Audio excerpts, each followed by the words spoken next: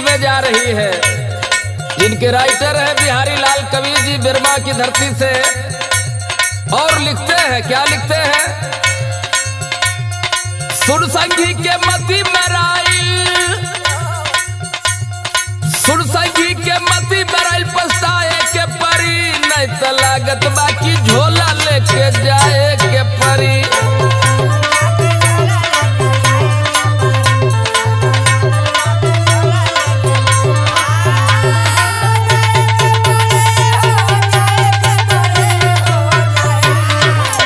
नहीं तो लागत बाकी झोला लेके जाए के परी।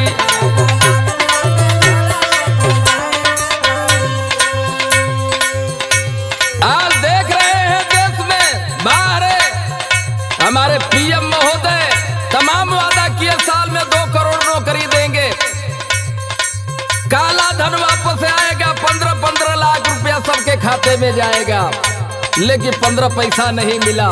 लिखते हैं बिहारी लाल कवि जी, क्या 2 करोड़ के नौकरी नहीं देहली 15 लाख हो।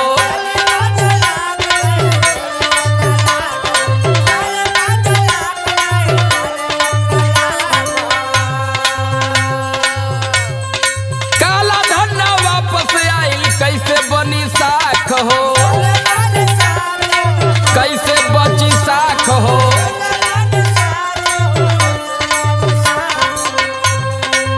अरे काला धन वापस आई, कैसे बची साख हो।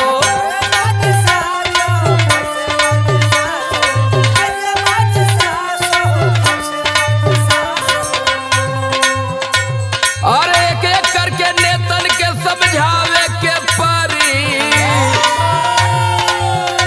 अरे एक एक करके नेतन के समझावे के परी, नहीं तो लागत बाकी झोला लेके जाए के परी।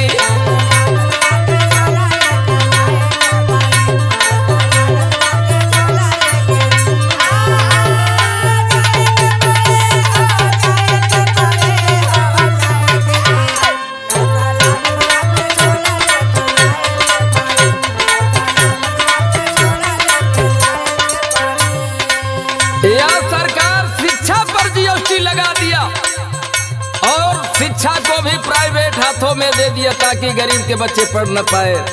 बाहर यह सरकार कहना है, अरे ईवीएम के चोरी लोगवा करे बदनाम हो।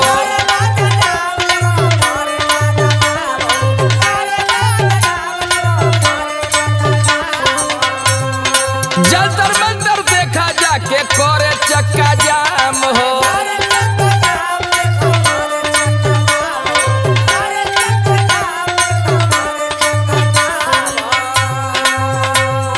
तमाम संगठन के लोगों ने जंतर मंतर पर धरना दे करके और आवाज को बुलंद किया कि ईवीएम से चुनाव नहीं होना चाहिए। ईवीएम में बार बार जो है कि कमी आ रही है, लेकिन आखिरकार पता नहीं क्या सरकार की मजबूरी है कि बार बार ईवीएम से चुनाव हो रहा है। जहां ईवीएम तैयार होती है उस देश में ईवीएम से चुनाव नहीं होता, लेकिन भारत में पता नहीं क्या मजबूरी है कि हम ईवीएम से चुनाव करेंगे। खैर, अरे जनता बदल न जाए, कुछ लुभावे के परी। अरे जनता बदल न जाए, कुछ लुभावे के परी, नहीं तो लागत बाकी झोला लेके जाए के परी।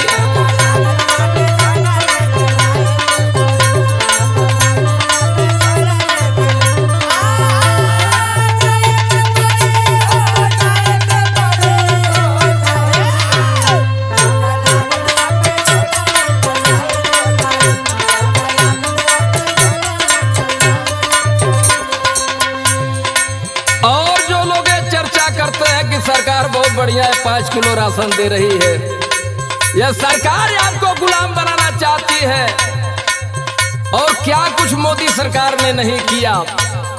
लाल किला LIC रेलवे दिहली दूसरे हाथ हो।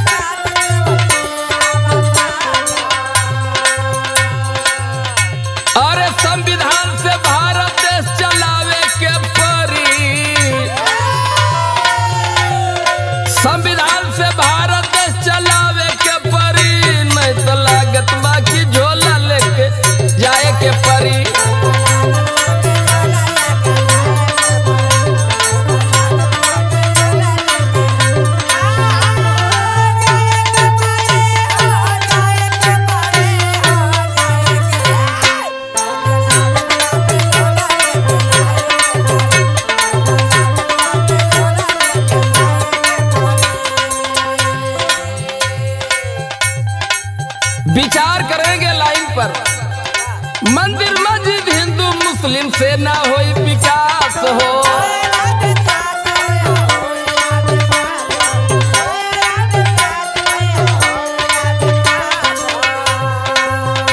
भारत के गरीबवन के सरकार से बयास हो।